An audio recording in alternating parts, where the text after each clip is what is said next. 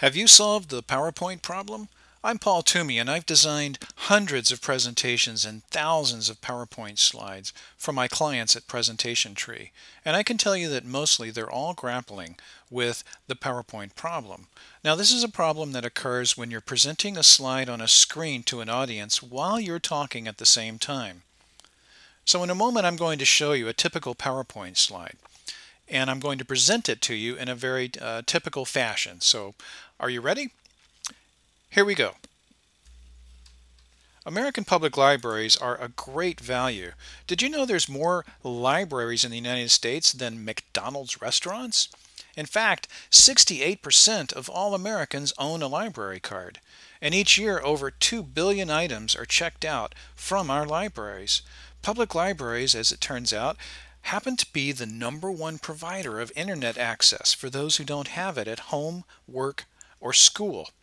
And the cost for all this is only $31 a year for each taxpayer. Now, I'd say that's a great value.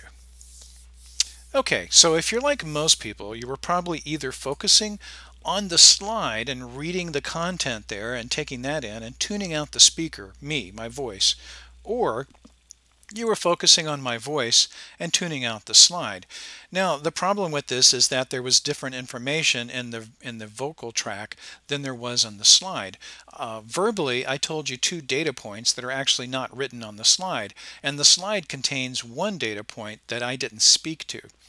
A lot of people develop the strategy of bouncing back and forth, focusing on the slide sometimes and other times focusing on the speaker. If there's a lot of material on the slide, people will tend to read the slide first because you can read a lot faster than it takes the speaker. It takes the speaker more time to get the information out. It's just a physiological fact, and we can scan it a lot faster. So this creates a problem because audiences get very bored because they've read ahead and they are waiting for the speaker to catch up. And secondly, it becomes kind of tiring to do this after a while, which creates the syndrome known as death by PowerPoint. So the PowerPoint problem, stated simply, is that most people can't read and listen at the same time. Now, we attempt to get around this by playing with typography and emphasizing the bold points, and sometimes we do what I just did, which is to actually read the text that's on the screen to the audience. That doesn't work very well when we have multiple bullet points on multiple slides. It does work fairly well when you have a small copy block like I have here and you're emphasizing a key takeaway. But as a general presentation strategy, it sucks. Okay, now let's take a look at this slide and see how much work we're asking our audience to do. First off, there's this header or title. Do we really need this? Is it really worth what it is costing us in terms of our audience's focus and their potential fatigue? I don't think so. I don't think every PowerPoint slide needs a title. Here's the meat of the slide. This is the important stuff. This is the data points. And it contains 4 talking points. I only spoke to 3. This is very typical. You see this a lot. Speakers won't always address every single bullet point that they put on their slide. They do this because they don't want to tire their audience out. And they also want to be spontaneous, so they'll also throw in some extra stuff that's not actually on the slide. What this ends up doing is creating more confusion than clarity.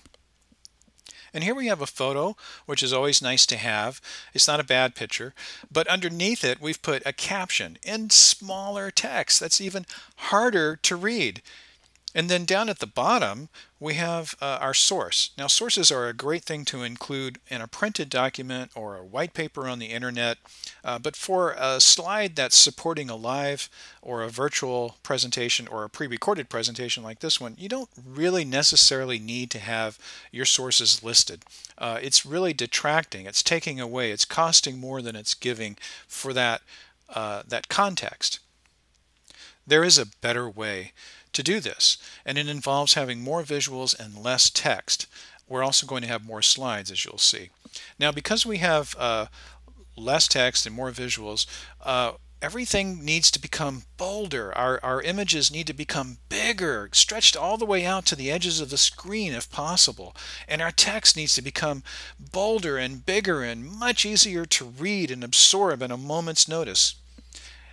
And because we have fewer elements, we need to refine them. We can't just pick the first image that we find and throw it in our slide and say, great, now I've got a visual for my slide. I've got some eye candy. That's not what we're about.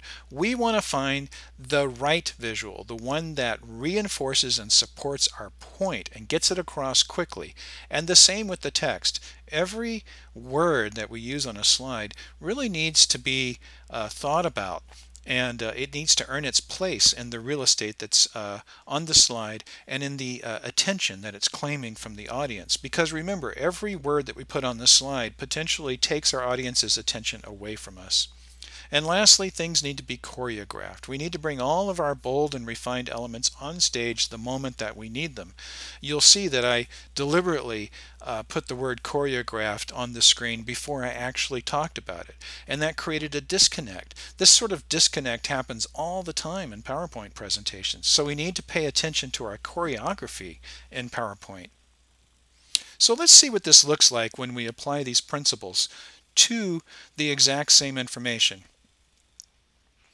Public libraries in America are an excellent value. Did you know there's more libraries than McDonald's restaurants in the United States? In fact, 68% of all Americans have a library card. Each year, over 2 billion items are checked out from our libraries. Public libraries are the #1 provider of internet access for those who don't have it at home, work, or school. And the cost for all this? Just $31 per year for each taxpayer. I'd say that's a great value. Okay, hopefully that sequence worked better for you. And you'll see that we have 6 slides now instead of 1. Now this raises a common question. I have clients who get anxious when they see the number of slides piling up. It's not the number of slides in your presentation that's the important metric. It's the density of information per slide.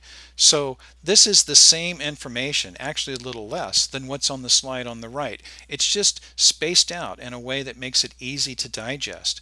And it makes it more dynamic when you spread it across several slides, because what's in front of our eyes is constantly changing. But most importantly, the PowerPoint problem is solved now because our verbal content is in perfect alignment with our visual content. So that's the good news. The PowerPoint problem can be solved. Yay! And I solve the PowerPoint problem every day for my clients, and I also teach people how to do this through virtual training. So if I could be of any help to you, please feel free to reach out to me at Presentation Tree. Thanks for watching.